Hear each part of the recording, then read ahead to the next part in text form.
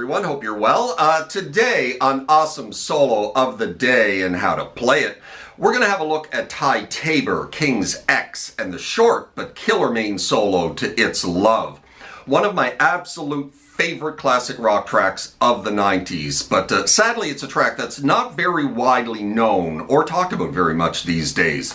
However, it is arguably the band's most well-known song, track 2 from the most successful album of King's X's career, 1990's Faith, Hope, Love. This is a solo that Rick Beato, this guy up here, included and used to kick off his very popular video with millions of views, and I'm very jealous from a few months back, his top 10 most underrated guitar solos of all time. I'm going to chit-chat a bit here about King's X and Tabor for 7 or 8 minutes before we get this tutorial started. So settle right in, because it's what I do. These videos are just as much about the rock and roll history lesson as they are about the tutorial, so no grief, yeah? Think of it as a rock and roll history lesson with a bonus guitar tutorial at the end, and not the other way around. However, should you want to bypass this talky preamble, you can easily skip ahead to... Cool? Good then. King's X, Tabor. The trio King's X were formed in the early 80s and were somewhat of a lightweight part of the Christian hard rock metal scene that was finding a certain level of success during the burgeoning mainstream rock and metal boom that was taking place throughout much of the 80s. Though in later years they would distance themselves from the Christian rock scene, they were never a band to really hit you over the head with their Christian beliefs early on, choosing instead to imbue their music and lyrics with messages and themes of love, positivity, and kind of a vague spiritualism. They've admitted as much that at the time, some of it was certainly manufactured, exaggerated, or promoted by themselves and management in order to tap into that crossover Christian rock market that other bands like Stryper and whatnot were finding a certain level of success within. Regardless, manufactured or not, it was a valid play, I suppose. Hell, 90% of all 80s hard rock and metal band imagery was carefully cultivated and manufactured to a great degree by either management or the bands themselves. Dark, satanic, evil, hard partying, decadent, anarchistic, or rebellious. You know, these were usually the images at play for many of these bands. King's X, however, decided very early on to forge a more positive path with their music and lyrics. And while never reaching the heights of success, the likes of Iron Maiden, Motley Crue, Ozzy Osbourne, Guns N' Roses, all these image-heavy bands, even though they had great music, they did find an audience for their particular brand of more uplifting hard rock and metal, and myself included. The band King's X, if maybe a wee bit unfocused, certainly were one of the most unique sounding bands of the 80s and 90s, blending elements of rock and metal with prog, funk, art, and alt-rock, soul, and blues. They would overlay all of this with absolutely gorgeous Beatlesque-like vocal harmonies by lead vocalist and bassist Doug Pinnick, along with guitarist and co-vocalist Tabor.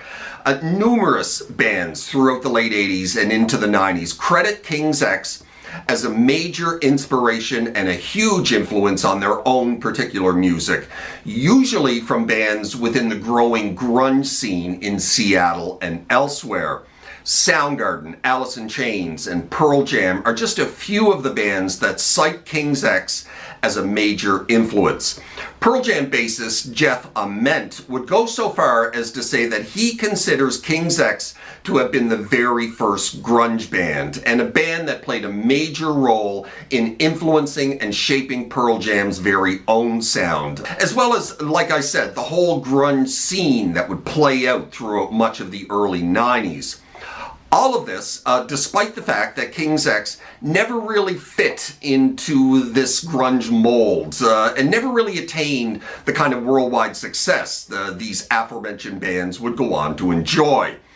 Regardless, 40 years after first forming, these guys are still together and just released their 13th studio album, Three Sides of One, after a 14-year absence from the studio. Suffice to say, a great and very influential band, despite the fact that they remained a part of the rock and metal underground for pretty much most of their career, other than the somewhat limited success that they achieved with their first 3 or 4 albums in the latter half of the 80s and early 90s. Well then, that is all I've got to say about Ty Tabor and King's X for now. If some of what I had to say piqued your interest, you certainly can't go wrong checking out their first 5 albums. Out of the Silent Planet, Gretchen Goes to Nebraska, Faith, Hope, Love, King's X Self-Titled, and Dogman. Great stuff all around. But for now, let's finally dig into this solo, shall we? Let's close in a little bit. All right then, the solo to It's Love by Ty Tabor and King's X. First thing I have to say is that while there aren't many tutorials out there for this one, the ones that I have watched are pretty much all wrong, either in execution or in theory. They all tend to oversimplify this one and try to play the whole thing in D minor pentatonic. The problem here is that this track is in D major, not minor, so while he's mostly working in the D minor pentatonic position, he's pulling notes out of the D major scale, the 3rd, this note here at the 11th fret of the G string, and the 6th, this note here at the 12th fret of the B string. 2 notes decidedly not in the minor pentatonic. He hits upon these 2 notes 3 or 4 times in this solo, and everyone else teaching it seems not to notice this. So while it's a short solo, what Ty's doing here is mixing major and minor, and that's what gives it its flavor, and why someone like Rick Beato would call it one of the greatest underrated solos of all time. Plus he throws in the blue note near the end of the solo, just for good measure, to just add to the coolness of this solo. So we've got major, minor, and the blues scale all intertwined in one 18-second solo. That is what makes it so good. It's inventiveness. Now, we are in standard tuning for this one. We're going to break this solo up into 6 separate licks. So let's have a look at the very first lick.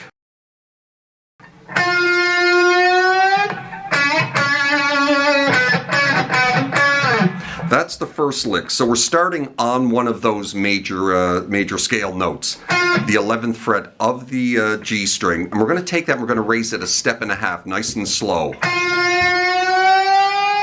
right up to there, to that note there at the 14th fret.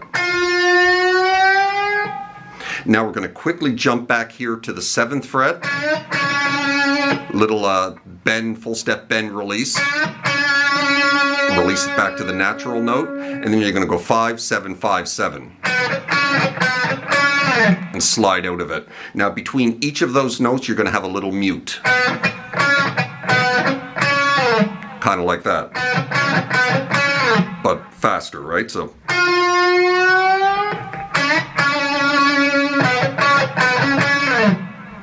and that is the first lick in this one.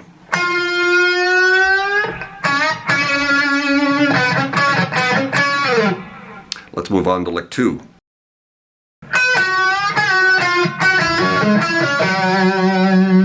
And that's lick 2. So back in the D minor pentatonic position, we're going to grab the 13 of the B string and then right into a bend, a nice slow bend at 12 of the G. And when you get that up there, you're going to pick it again and release it. Release it off to 11, that note again, that 3rd of the major, right? And then back onto 14, and then off to 12, and then off to 10, and then 12 of the D. And then you're going to roll up to the 12 of the A. So get that pre-bend in there. So you're rolling up the 12s there. And then you're going to go 10 of the G, 12 of the D, and finish this lick on the 10 of the A.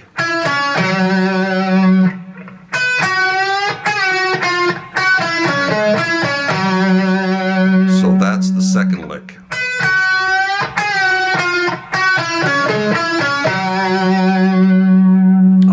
put the two of them together.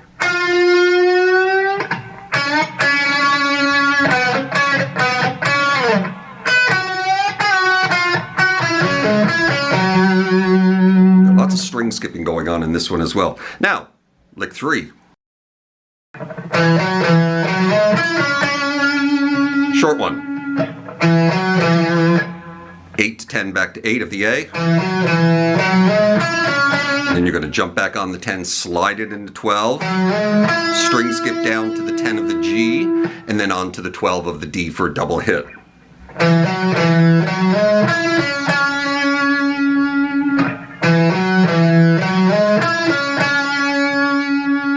And that's it for lick 3.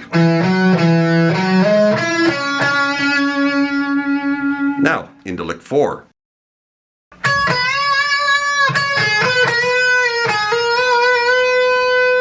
Alright, and that is lick 4. So now we're string skipping down over 2 strings. We're going down to the 10 of the high E, right into a full step bend at 13 of the B.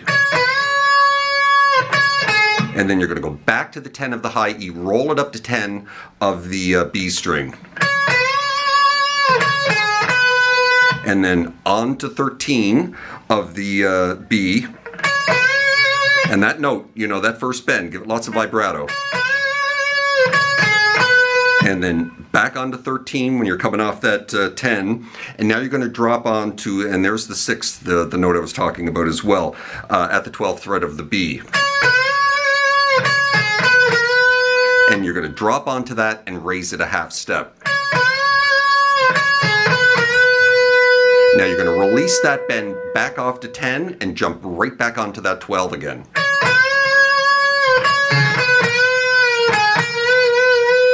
And when you jump back onto that, you're going to give it like a triple pump of the bend.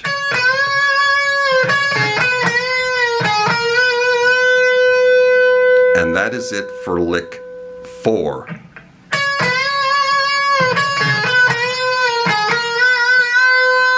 And that little triple bend, you're not picking any of those notes, right? You pick the first one and then you give it like a triple bend.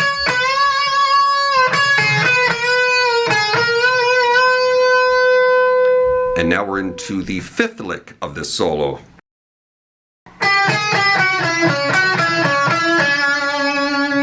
And here's where the blue note gets involved. You get a little double stop action in there as well. So we're going from 13 of the G down to 10 of the B. And that 13, that is the blue note. So, and then you're just going to ride that back 13, 12, 10 of the G. And then up to 12 of the D.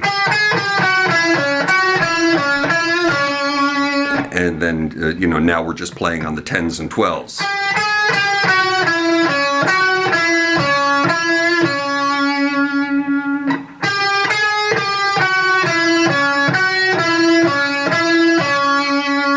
And that's lick 5. So put that together with lick 3.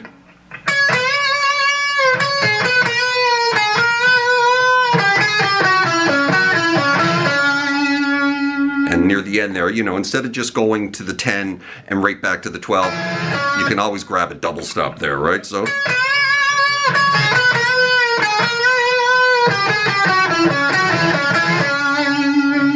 And that's lick 5. Let's move on. Short little lick to finish things up. So we're just pulling off from 12 to 10 and then sliding it right back to 8. Up to 10 of the A, or sorry, up to 10 of the low E, and finish the solo on the 8 of the A string. And that's a very quick little slide.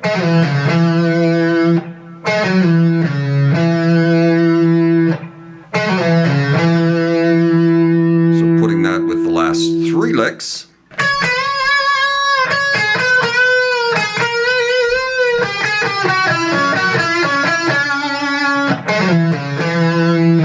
And then you just slide out of that. And that is the end of the solo. Let's run through the whole thing nice and slow, and then we'll be done.